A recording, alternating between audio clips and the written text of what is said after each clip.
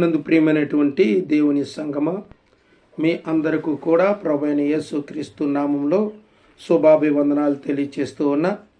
ఈ యొక్క సమయంలో ప్రియమైనటువంటి వారులారా, ఈ యూట్యూబ్ ఛానల్ చూస్తున్నటువంటి మీరందరూ కూడా దయచేసి ఈ విషయాన్ని గమనించి షేర్ చేయండి, లైక్ చేయండి, సబ్స్క్రైబ్ చేయండి. సబ్స్క్రైబ్ చేయటం వల్ల మేము ఏ వీడియో పెట్టినా మీ దగ్గరికి డైరెక్ట్గా చేరుకుంటుంది. ఇది మా యొక్క సంతోషము. అయితే మీరు సబ్స్క్రైబ్ చేయాలని మళ్ళీ తెలియజేస్తూ ఉన్నా. గతంలో 80 మందికి పైగా ఉండేవారు. మరి ఇప్పుడు మిమ్మల్ని మరలా రిక్వెస్ట్ ఎందుకు అడుగుతున్నానంటే, ఆ యూట్యూబ్ ఛానల్ డిలీట్ అయిపోయింది కనుక మళ్ళీ కొత్తగా జీమెయిల్ ఇచ్చి మళ్ళీ క్రియేట్ చేయడం జరిగింది. కనుక దయచేసి గమనించి మీరందరూ కూడా ఈ వీడియో చూడాలని, మాటలు వినాలని, ఎందుకంటే ఇది నా సొంత మాటలు కాదు, దేవుని మాటలుగా భావించి మీరు వినాలని నేను ఆశపడుచు ఉన్నా. కనుక మీరు వినమట్టుకే కాదు కానీ సబ్స్క్రైబ్ చేయండి, లైక్ చేయండి, షేర్ చేయండి. మీరు లైక్ చేసినందువల్ల మీరు చూశారు అన్న విషయాన్ని నేను ఖచ్చితంగా గమనించగలుగుతూ ఉన్నా. అంతేకాదు, చూసి మీరు లైక్ చేసినందువలన మరలా మేము వీడియో చేయాలి అనే తపన మాకు కలుగుతుంది. ఆశ కల్పించిన వారు అవుతారు. అంతే తప్ప మీ దగ్గర నుంచి మేము ఏదో ఆశించి అయితే మాత్రం ఈ వీడియో చేయటం లేదు, మిమ్మల్ని సబ్స్క్రైబ్ చేయమని కూడా నేను అనటం లేదు. కనుక దయచేసి సబ్స్క్రైబ్ చేసి లైక్ చేసి షేర్ చేస్తారని మరలా తెలియజేస్తూ ఈ మాటలు ముగిస్తూ ఉన్నాం. కొన్ని నిమిషాలు దేవుని వాక్యాన్ని మనం ధ్యానం చేసుకుందాం. చూడండి ప్రియమైనటువంటి దేవుని బిడ్డలారా, ప్రసంగి గ్రంథం 4వ అధ్యాయము మొదటి 3 వచనాలు మనం చూసినట్లయితే ఇక్కడ మనకు కనిపిస్తుంది. పిమ్మట సూర్యుని క్రింద జరుగు వివిధమైన అన్యాయపు క్రియలను గూర్చి నేను యోచించి తిని. సొలొమోన్ గారు ఈ గ్రంథాన్ని ప్రసంగి పుస్తకాన్ని వ్రాస్తూ ఒక మాట తెలియచేస్తూ ఉన్నారు. ఏమంటున్నారంటే, సూర్యుని కింద అంటే భూమి మీద సూర్యుడు పైన ఉంటాడు, మనం క్రింద ఉంటాం కాబట్టి భూమి మీద జరిగే ప్రతి ఒక్క వివిధమైనటువంటి అన్యాయపు క్రియలు, అంటే న్యాయమైనవి కాదండి, అన్యాయమైనవి. న్యాయమైనవి అక్కడ రాయబడలేదు.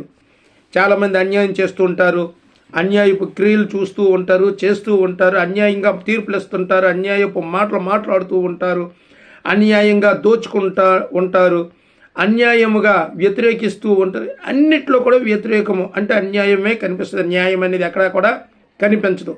అటువంటి క్రియలు చేస్తూ ఉంటారు. అటువంటి వారిని గురించట సొలొమోన్ గారు ఆలోచన చేశారట. యోచించటం అంటే ఆలోచించారు, బాగా ఆలోచించారు. ఆలోచిస్తే అక్కడ ఏం కనిపిస్తుందంటే, బాధింపబడువారు ఆదరించు దిక్కు లేక కన్నీళ్లు విడిచుదురు అని తెలియజేయబడుతుంది. అంటే అర్థం ఏంటంటే, బాధింపబడువారు అంటే నీ సహోదరుడి ద్వారా కావచ్చు, మీ సహోదరి ద్వారా కావచ్చు, నీ భర్త ద్వారా కావచ్చు, మీ భార్య చేత కావచ్చు, నీ తల్లి చేత కావచ్చు, నీ తండ్రి చేత కావచ్చు, ఇంకెవరైనా ఇరుగు పొరుగు వారు కావచ్చు, ఎవరైనప్పటికీ కూడా నిన్ను మాటలతో చేతలతో బాధిస్తూ ఉంటారు. డబ్బు ద్వారా కానీ, కంటి చూపుతో కానీ, నోటి మాటతో కానీ, చెవి వినికిడితో కానీ, చేతలతో కానీ, నడవడికతో కానీ, ప్రతి విషయంలో కూడా ఏదో విధముగా నిన్ను బాధ పెడుతూనే ఉంటారు. బాధ పెట్టడమే కాదు, హింసిస్తూ ఉంటారు. అటు వారిని గురించి ఏం చెప్పబడుతున్నాడంటే, వారిని అంటే ఎవరైతే బాధపడుతూ ఉన్నారో ఆ బాధపడే వారిని, అంటే ఇటువంటి ఇబ్బంది పెట్టుచున్నటువంటి వారు అనేకులు ఉన్నారు. ఆ ఇబ్బంది పడుచున్నటువంటి వారి గురించి రాస్తూ ఉన్నాడు.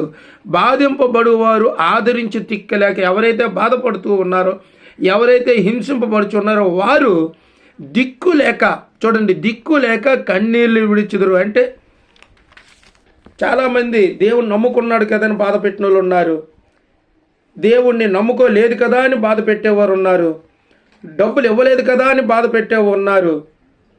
ఇలా చెప్పాలంటే చాలా విషయాల్లో బాధ పెడుతూ ఉంటారు. ఎక్కడికైనా రమ్మన్నప్పుడు రాలేదనుకోండి, నువ్వెందుకురా నాకు తోడు, నువ్వెందుకు నాకు తోడు, నేను వెళ్ళలేనా, నేను రాలేనా అని వ్యతిరేకిస్తూ ఉంటారు.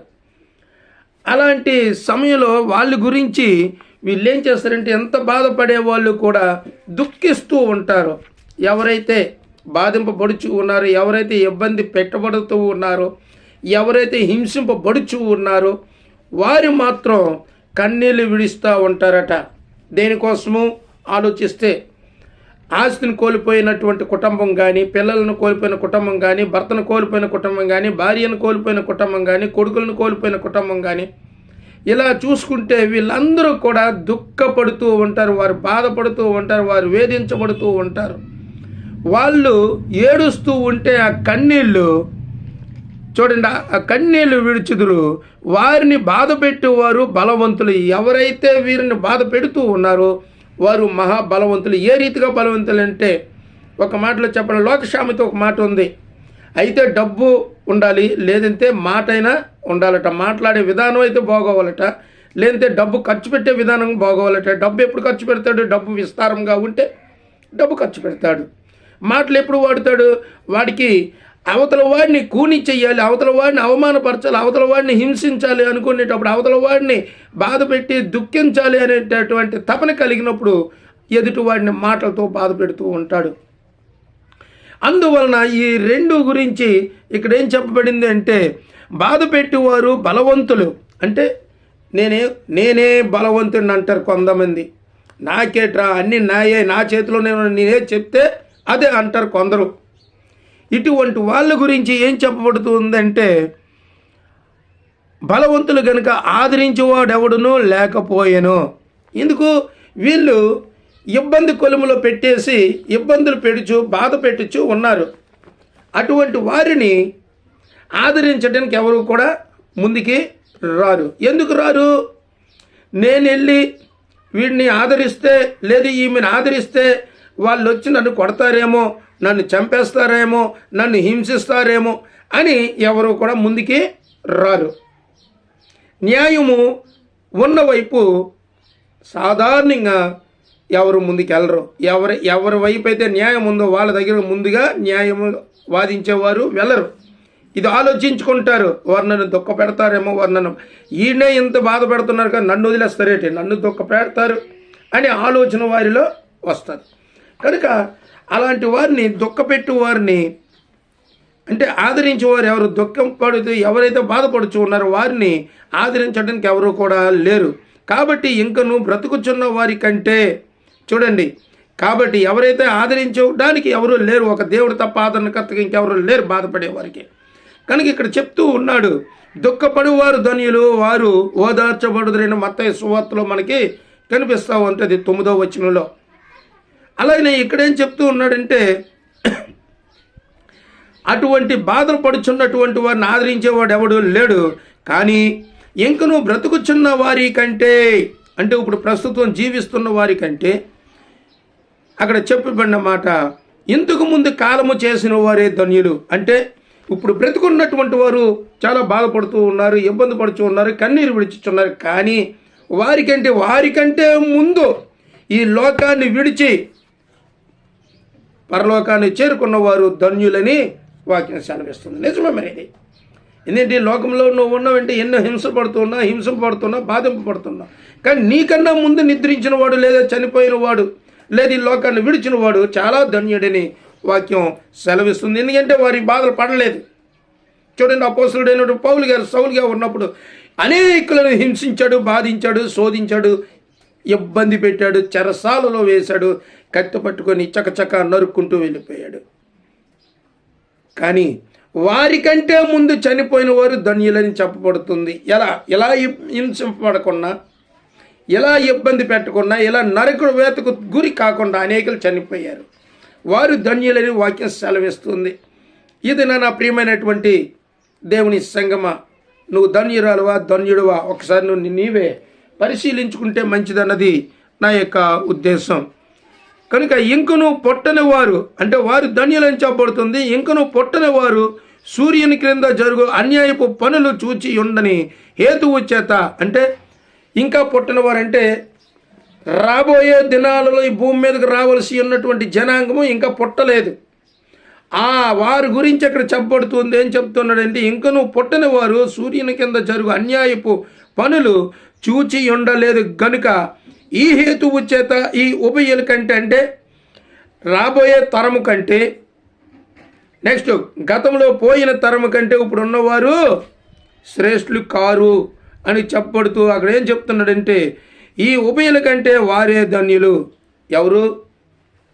పుట్టనివారు, నెక్స్ట్ బాధింపబడుచున్నవారు, బాధ పెట్టుచున్నవారు.